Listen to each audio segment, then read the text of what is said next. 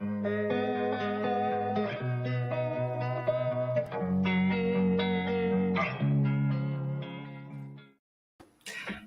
y'all, what's up?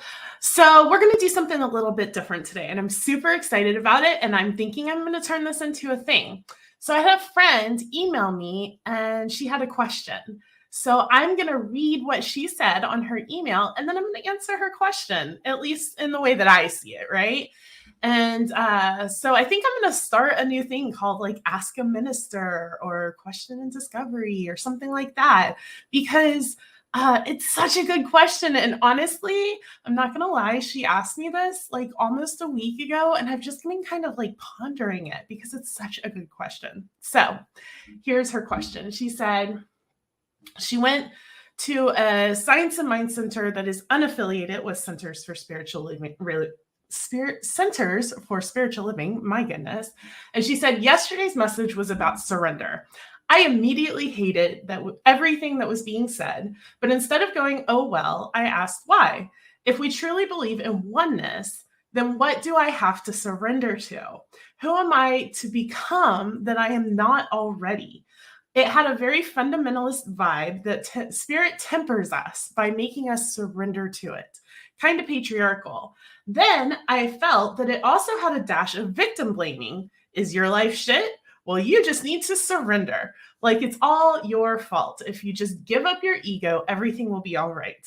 I have often said that New Thought does have a version of the devil. They just call it the ego. I'm wondering what your thoughts are on this. I know that you are going off on of what I interpreted the message as. I guess that I'm really stuck with the concept of oneness and surrender. Like those two concepts don't jive with me. And could one use the concept of surrender as victim blaming? Yes, good questions, good thoughts.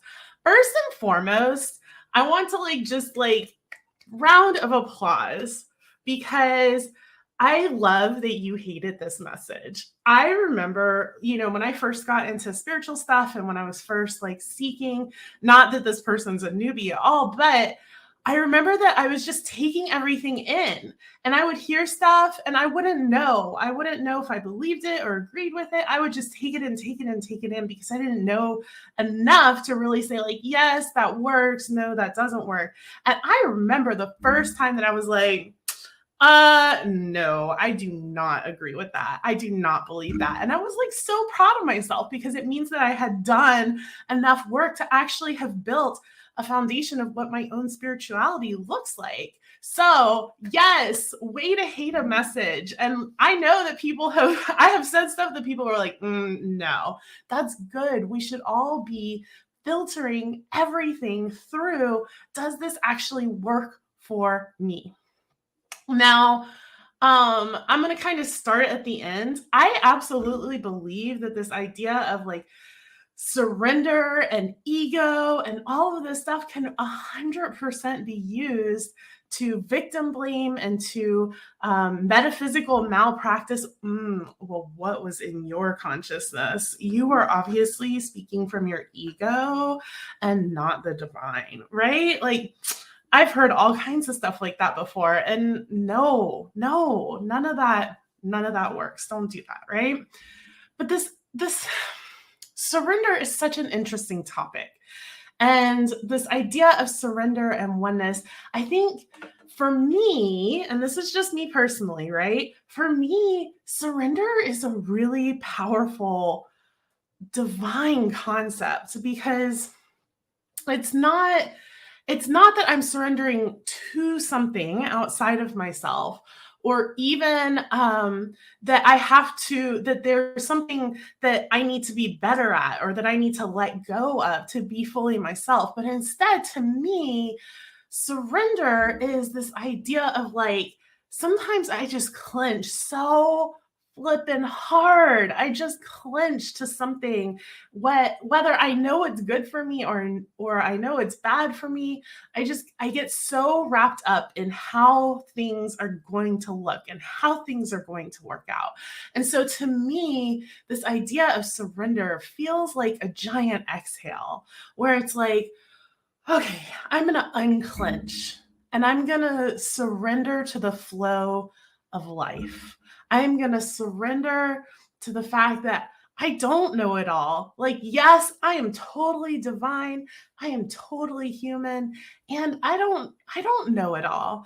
And so I'm just going to surrender, and I'm going to look around from this kind of higher perspective and say, okay, what's going on here? How can I shift my perspective and look at this situation or this challenge or this whatever it is from a different perspective? So for me, surrender is not like I have to let go of my ego. I'm coming from ego or anything like that, but rather it's this unclenching. So there's this thing called the 4 kingdoms or stages now that we're calling it. And it's this idea of to me, by me, through me, as me. And now we're adding a 5th one, as we. So the first stage, to me, is life is happening to me, and I just react to it. And the second stage is by me. So this is when we first get into this teaching, we discover the law of attraction. Oh my gosh, I can create my reality.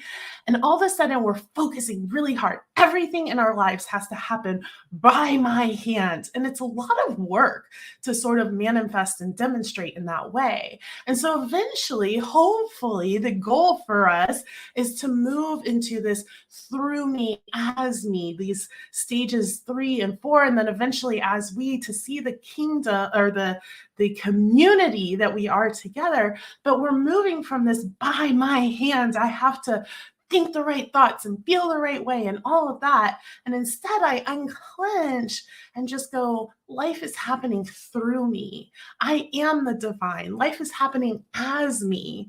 The spirit is showing up as me. And so I can unclench and relax and trust that the decisions that I'm making are the right decisions, that the things that are happening are the right things, because there is no right and wrong. You nailed it on the head. It's not that you have to become something that you're not already, but rather that we're just opening ourselves up, opening our awareness up to that which we already are, opening ourselves up to a greater understanding of ourselves, of our consciousness, of spirit. So that's my answer on surrender. I think surrender has a powerful, powerful place in our teaching. And I think that it's a powerful tool. And so I went and looked, and here's what Ernest Holmes has to say about surrender. He says, let's see, what does he say? He says, spiritual faith is an unshakable conviction, a surrender of the mind, the will, and the imagination to the belief in an invisible agency which can and will respond to us.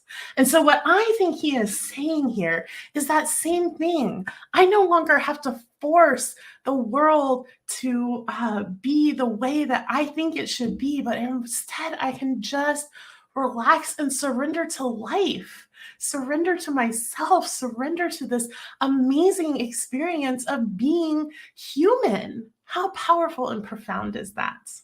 And the last point that I want to say, because you put a lot in here, you did. The last point that I want to say is, yeah, I do think that we make our ego out to be this negative, awful thing that we have to get rid of.